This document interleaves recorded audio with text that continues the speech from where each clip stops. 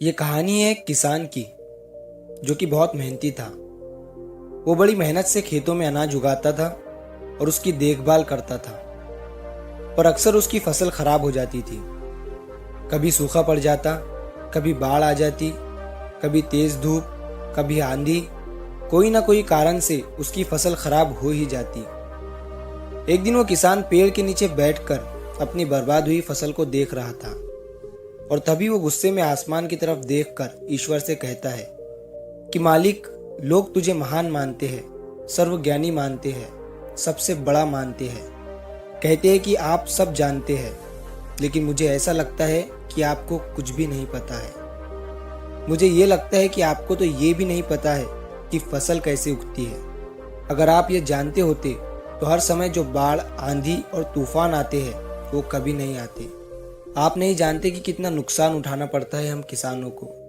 अगर मेरे हाथ में ये शक्ति होती कि जैसा मैं चाहूँ वैसा मौसम हो जाए, तो फिर आप देखना मैं फसल को कितने अच्छे तरीके से उगाता हूँ। तभी उतने में ऊपर से आवाज आई, मैं तुझे ये शक्ति देता हूँ। आज से तू जैसा चाहे वैसा मौसम करके अपनी फसलों की रक्षा कर सकता है।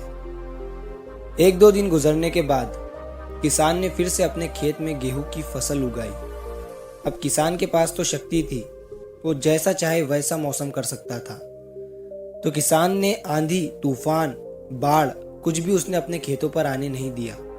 किसान ने अपनी फसलों को नष्ट होने से बचाया और उस साल उस किसान के खेत में ऐसी फसल हुई जो पहले कभी नहीं हुई थी। मन ही मन वो किसान बहुत खुश हो रहा था और साथ ही साथ ये सोच रहा था कि ईश्वर को बताऊंगा कि इसे कहते हैं शक्ति का सही इस्तेमाल। कुछ दिन और गुजरने के बाद फसल कटने के लिए तैयार हो गई। किसान बड़े उत्सुकता के साथ फसल को काटने लगा, पर जैसे ही उसकी नजर गेहूं की बालियों पर पड़ी तो वो हैरान हो गया, क्योंकि उन बालियों में गेहूं के दाने ही नहीं थे।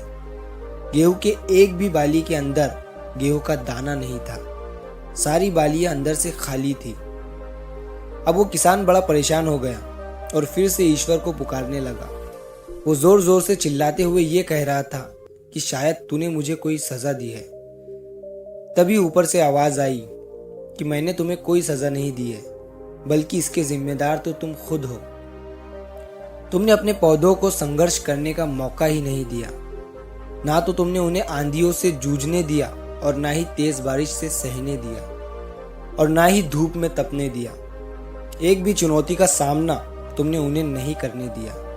इसीलिए सारे पौधे अंदर से खोखले रह गए। जब आंधी, तूफान, तेज बारिश और धूप पड़ती है, तभी ये पौधे संघर्ष करते हैं और इसी संघर्ष से ताकत पैदा होती है, जिसमें शक्ति होती है, ऊर्जा होती है और इसी संघर्ष से गेहूं का दाना बनता है। तूने उन्हें बुरे वक्त से गुजरने ही नहीं दिया जहां उनका जन्म होता। सारी बालियां इसीलिए खोखली रह गई क्योंकि तुमने अपने पौधों को संघर्ष कराया ही नहीं। सेम यही चीज दोस्तों हमारे साथ भी होती है।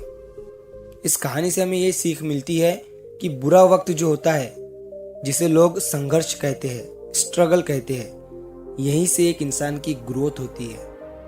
आपको पता होगा कि जब एक डायरेक्टर कोई मूवी बनाता है, तब वो डायरेक्टर सबसे डिफिकल्ट रोल अपने बेस्ट एक्टर को देता है। तो जब भी आपको ऐसा लगे कि आपकी जिंदगी में तकलीफें हैं, बहुत ज्यादा प्रॉब्लम्स है और आपकी किस्मत खराब है, तब खुश हो जाइए, क्योंकि उस ईश्वर ने ये सारी प्रॉब्लम्स आपकी ही लाइफ में क्यों दिया है। क्योंकि उसे पता है कि आप इन सब को पार करके आगे निकल सकते हो।